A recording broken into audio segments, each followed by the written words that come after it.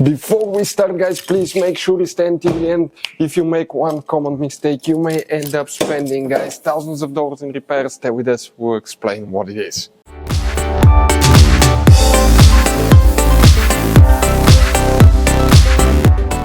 Hey guys, welcome back to Auto Repair, guys. Super helpful video to any of you guys trying to find where the fuses and the relays for the diagnostics port, guys, on Mercedes W204 C-Class are located. If your diagnostics port doesn't work, let's say you connect the scanner and it's not communicating with it, it's not getting power, it could be easy fix, it could be even something else. We'll talk about that. Stay with us until the end, please, guys. Do not waste your money on parts and diagnostics you may not need. We'll talk about that. And if you need to buy replacement parts too, at a good price, quick shipping, we will share the information in the description of the video below for your convenience. So let's start on it now.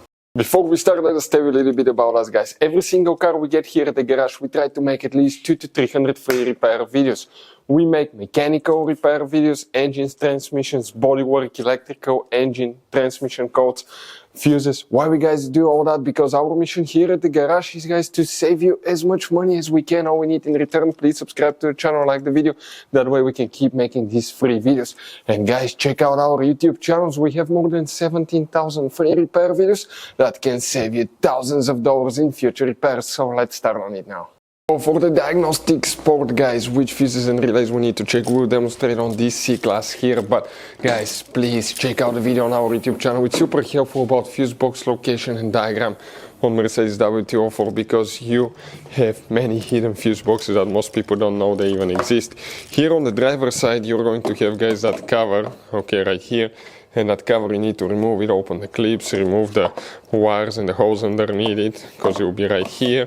Pull it out, and you have that layout there, guys. Before we continue, let's explain quickly why it's always a good idea to test fuses and relays. Guys, let's explain why it's super important to test fuses and relays. That way you do not spend money on diagnostics parts, repairs you may actually not even need. So, guys, you have different kinds of fuses and relays. We're talking about the maxi fuses, standard fuses right here.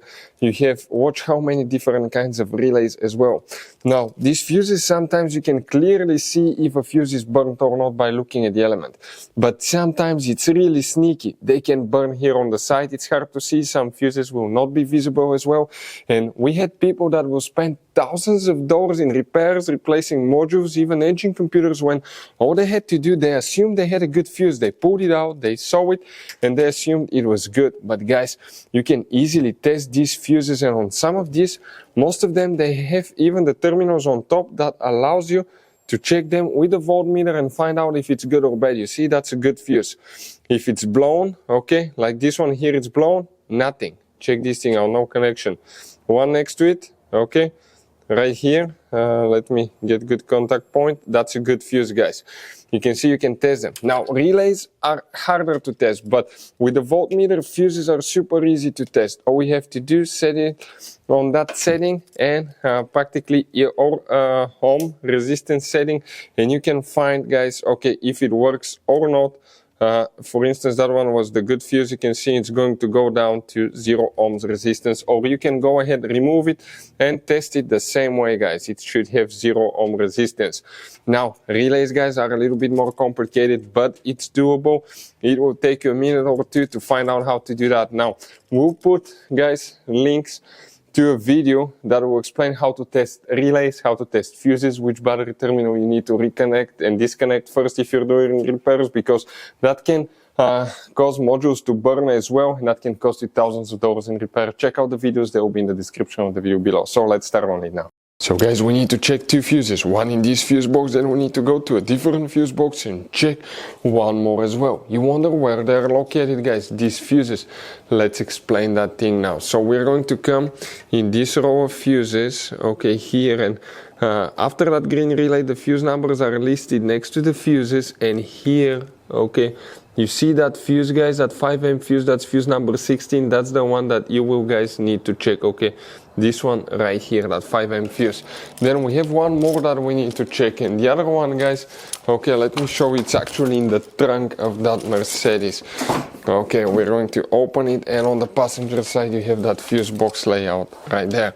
Here we have another fuse, guys, and that fuse, okay, we're talking about that fuse number 73. You see that first fuse in the orange thing? That's the fuse that you will need to check as well.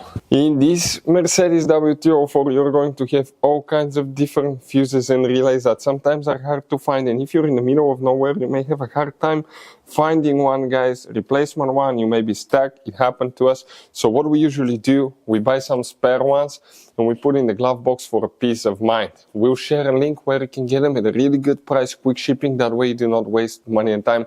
That link will be in the description of the video below. Check it out for your convenience. Hopefully, guys, the video will be helpful. Thank you for watching and see you next time.